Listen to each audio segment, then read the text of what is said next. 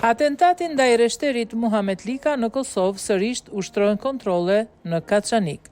Në orët e para të mëngjesit, policia e Kosovës ka nisur një operacion të gjerë në komunën e Kaçanikut duke angazhuar njësitë e saj relevante.